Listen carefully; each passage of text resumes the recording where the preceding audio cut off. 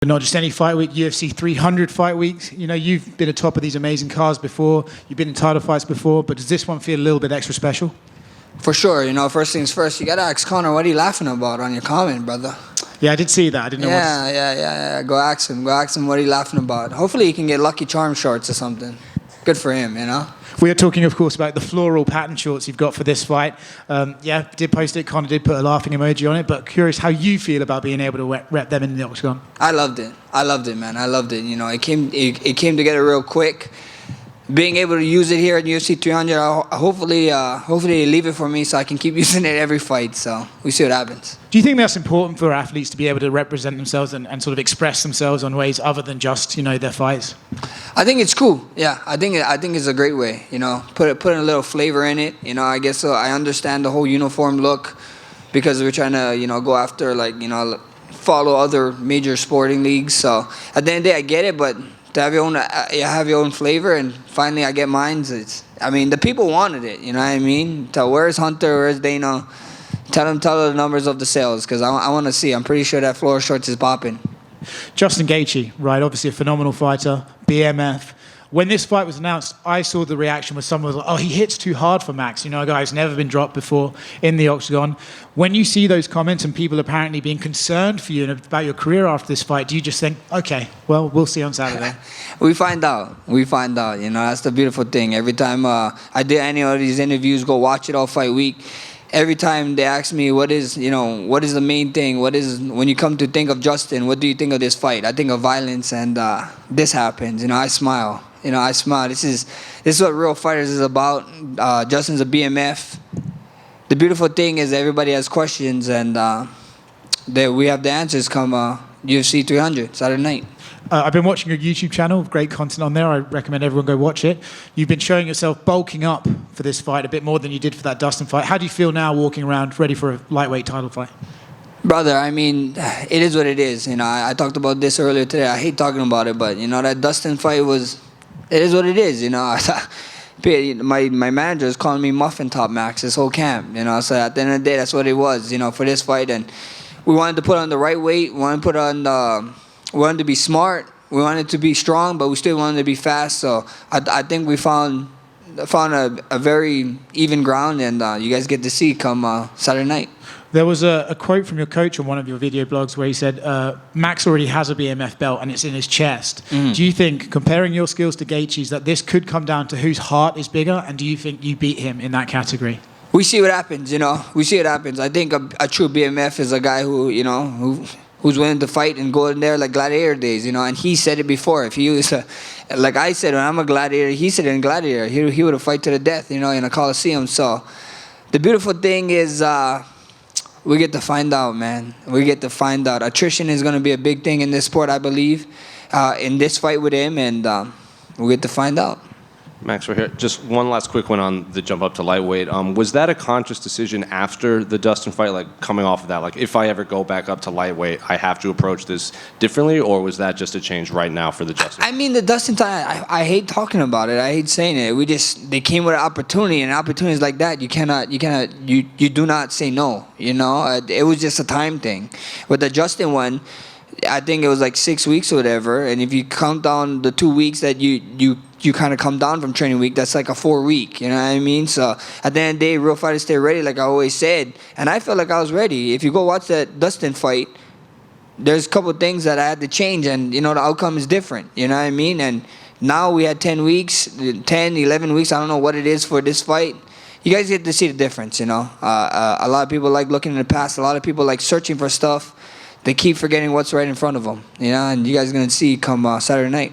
Justin has obviously famously declared himself the most exciting fighter in the UFC. I'm curious, do you agree with that, or do you kind of put yourself above that? I mean, how are you going to disagree with him? The guy had, 12 fights in the UFC, 12 bonuses? Brother, that speaks for itself. It is what it is. I'm just excited to be sharing the octagon with him come UFC 300 on a big event like this. When you got a card like this, the spotlight like this on us, being the people main event already, you know, I think we can still show the UFC pushing. Every time I see an ad on UFC for UFC 200, it's me and Justin.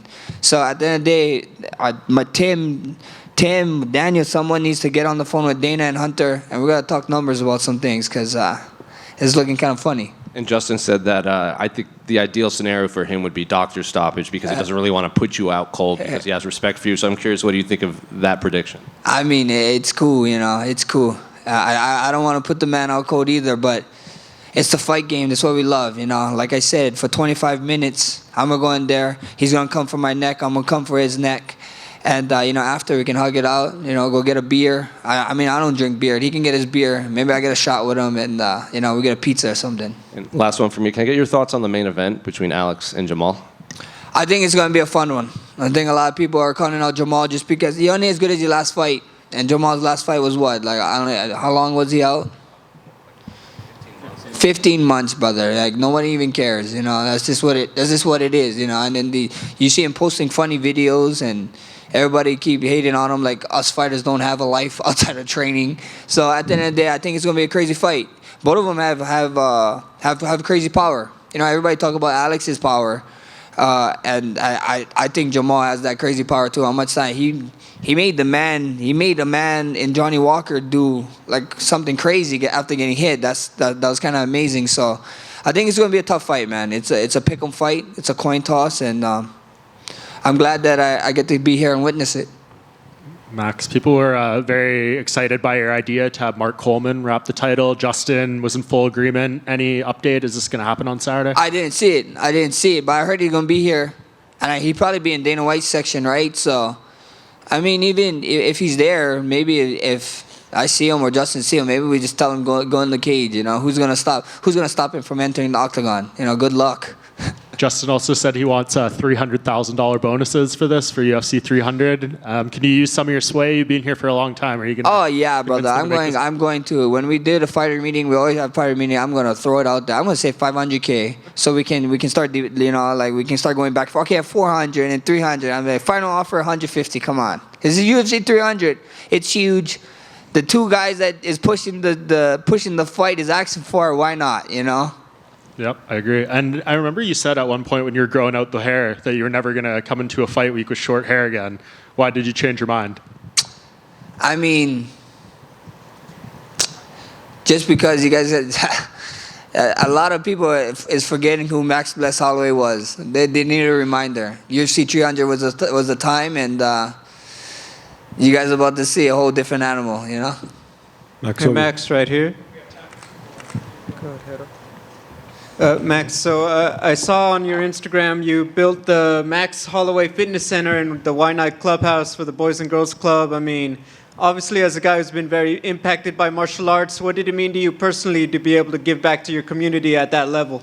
It meant a lot, you know. I mean, being able to give back to my community at the Why Not Boys and Girls Club was huge. I always wanted to do something for my community, so it meant a lot. They also gave me the health and fitness ambassador of the Boys and Girls Club, so that was huge. But to be able to have that little gym spot in there, to have kids train safe and be smart and do the right decision, you know. Like when we went open, I told the kids, a lot of them is scrappy already, you know. So hopefully we can grab all that energy and put it in the right direction, you know. Hopefully 5, 10 years, 15 years, some kid from that gym that started that gym or even just touched and trained in that gym might be sitting in front of you one day, and that would be mission complete.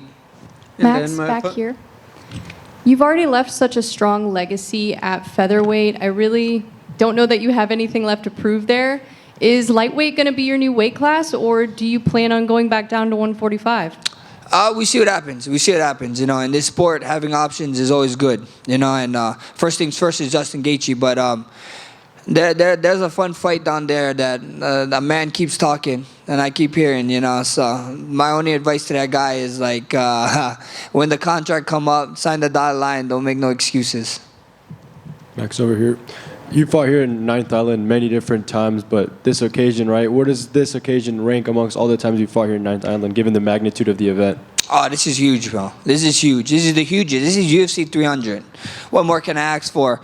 Like I said, every time we fight in Hawaii, you guys, every time we fight in Las Vegas, the Ninth Island, you guys see all the Hawaiian flags. You know what I mean? And being UFC 300, being this big, being on a card like this, being on a history card, it's going to be huge. You guys are going to see Hawaiian flags swarm that damn arena like always, and I'm just blessed to be a part of this. And other than that Max. shorter amount of preparation from that last fight against Poirier at 55, are there any things from that specific fight that you can take as learning experiences in order to get your hand raised this time fighting at 55?